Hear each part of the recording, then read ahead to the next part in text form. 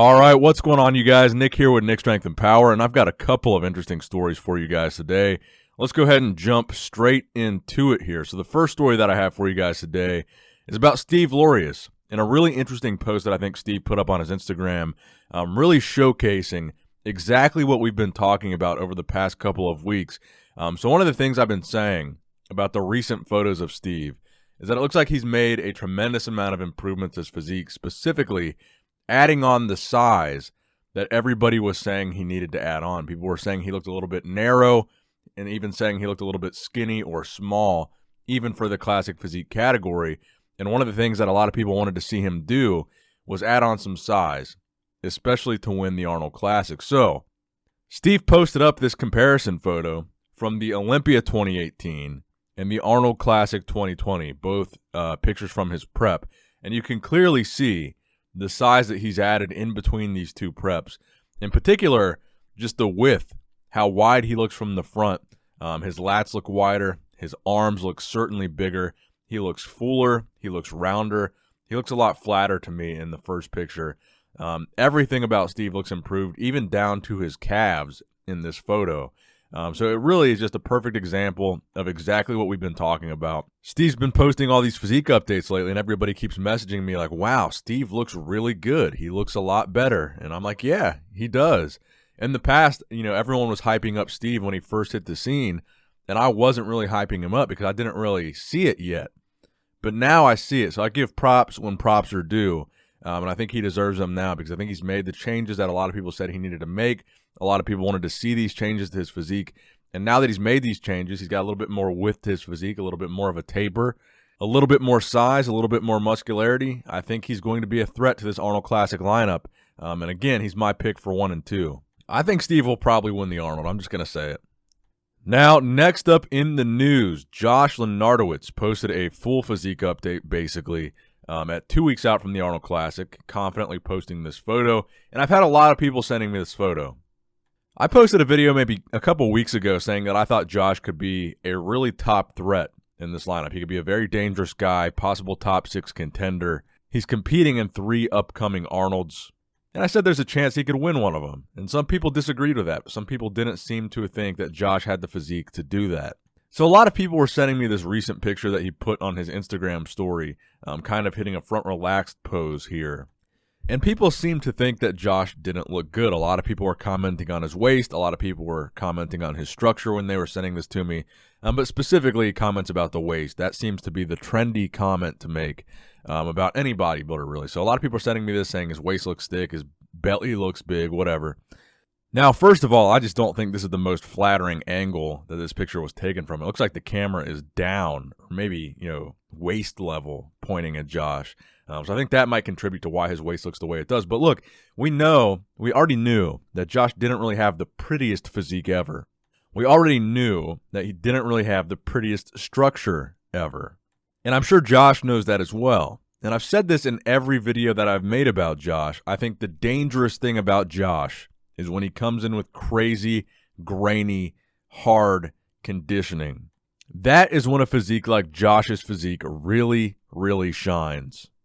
For Josh, it's not going to be about having a small waist or not looking blocky. For Josh, conditioning is key, and I wanted to also show you guys this photo because people were being so critical of Josh's photo that he posted. And he posted this kind of transformation photo referencing his health. He says, "My health comes first. Last year I missed the Mr. Olympia due to medical reasons.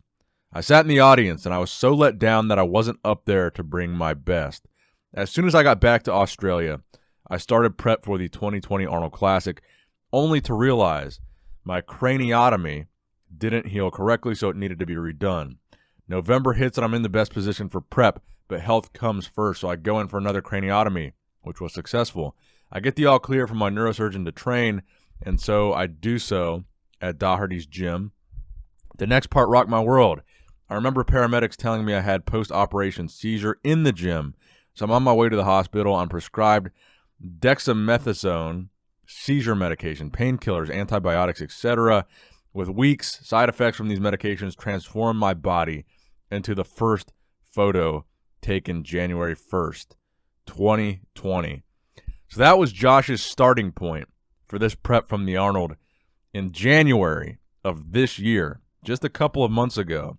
So I wanted to put this post in the video because Josh was catching so much flack, and people were sending me that post that he put up on his story, just to show how far Josh has came over the past couple of months.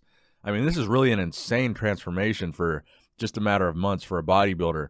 Now, the question of how Josh is going to do at the Arnold Classic and how he's going to look, I think only time will tell. And he still has the course of the next 2 weeks to really dial it in. So I'm curious to see what he does bring to the stage. I don't think in that picture his conditioning is bad, actually. I don't think it's a bad picture in general. All right, now next up in the news, a lot of people have been sending me a link to this article published by Generation Iron today, February 26th, that is titled, "Phil Heath to Skip Olympia and Compete at the Rock's Athleticon Event per Sources." So Generation Iron claims to have some sources letting them know that Phil is competing in Athleticon 2020. So honestly, my first instinct when I saw this article is no, they don't. Generation Iron doesn't have any sources. They're not credible. Nothing they say is going to confirm that Phil competes at Athleticon. And sure enough, I go on to read the article. It talks about what Athleticon is. It talks about Phil Heath's history at the Olympia. Talks about his friendship with The Rock. But then they go ahead and end the article by saying, ultimately, at the moment, these reports are simply rumors. So stay tuned to Generation Iron as we continue to follow the story as it develops. So basically no mention of these sources that told them or what they told them. Just the title is the only mention of it. Now, even though I don't think Generation Iron's story is reliable or credible, I do believe we are going to see Phil compete at Athleticon 2020. But I do believe when the announcement is made, it will be made by Phil or his team or on the Breaking Olympia documentary or The Rock. It's not going to be made by Generation Iron. It's going to be something that's going to be tightly under wraps until one of these big names announces it, and then we're all going to be talking about it. It's not something we're going to know ahead of time for sure. Now, next up in the news, we have a Kai Greene story similar to the Steve Laureus story that we started out this video with. Kai Greene posting a comparison photo from 2016 to 2020. And a lot of people found this interesting because Kai Greene seems to have actually put on some size in this time that he's taken off stage. And the caption, of course, as always, a mysterious hint to possibly coming back. 2016 versus 2020, let me say this, a lot of newcomers to the sport tend to forget bodybuilding is a very strategic and patient sport. It's an art form that can simply not be rushed. So one of the things that was interesting about this was, number one, he's kind of implying that he's been, improving his physique during this time that he's taken off, even though that it's been a long time, he's still been improving. Now, more specifically, there was a comment left on this post. 2020 going to be a battle of Kai versus Phil again at the Olympia? Sure enough, Kai does respond to this post. It got a lot of people sending me screenshots of this post. He says, "Make sure you let Phil know I'm ready for him and only him." Sounds kind of erotic there. Now, I am not going to hype it up because I know how you guys feel about it already. I'm not going to hype up a Kai Greene comeback. Even this comment right below the comment I'm talking about, I think echoes how a lot of you guys seem to feel. Eric Markles says, "Shut up, dude. All you do is hint at a return and millions of people get hyped. Then you just don't every year." I mean, I think that does kind of sum up the public opinion on it. Now, next up in the news, I also wanted to include Rafael Brandao, who's been training with Flex Lewis. He is currently 9.5 weeks away from the Arnold Classic South America. And if we're talking about men's open bodybuilders that have really small waists and great aesthetic physiques with a lot of flow and good lines, Rafael Brandao should be at the top of that conversation. And we have this recent video and photo update of Rafael at, again, 9 weeks out from the Arnold Classic South America, looking very, very good. So I wanted to give Rafael a shout out because we haven't seen him compete in a while, but I do think he's going to be very dangerous at this Arnold Classic South America. And I'm very excited to see what package he ends up bringing to that stage. Of course, he's a hometown boy there in Brazil, so maybe he might have the home field advantage. But in any case, I'm looking forward to see how that all shakes out. So best of luck to Rafael. Next up in the news, we have a Luke Sandoe update 10 weeks out from his show over there in the UK, giving us a back lat spread shot at 10 weeks out. And of course, he's looking gnarly. Luke is massive. He's one of the biggest bodybuilders from a density and muscle mass standpoint, one of the strongest bodybuilders if you ever see him training back and doing deadlifts and rack pulls and just heavy barbell rows. It's really showing off the work that he's put in to that back in this shot. And I'm excited to see Luke grace a bodybuilding stage yet again. I wish he was doing the Arnold Classic in Columbus, Ohio again this year because he did so good there last year. But congratulations to Luke because I did hear that he is doing the commentary for the Arnold Classic this year, which I think will be pretty cool to listen to. So best of luck to Luke in 10 weeks as he prepares for his next competition and attempts to qualify for the 2020 Mr. Olympia, which I'm assuming is his goal this year. Now, finally in the news, we have to manage to mention a big Ramy story. It wouldn't be a Nick Strength and Power video without a big Ramy story. We did manage to mention Athleticon earlier in this video with the Heath story, so I was very happy about that.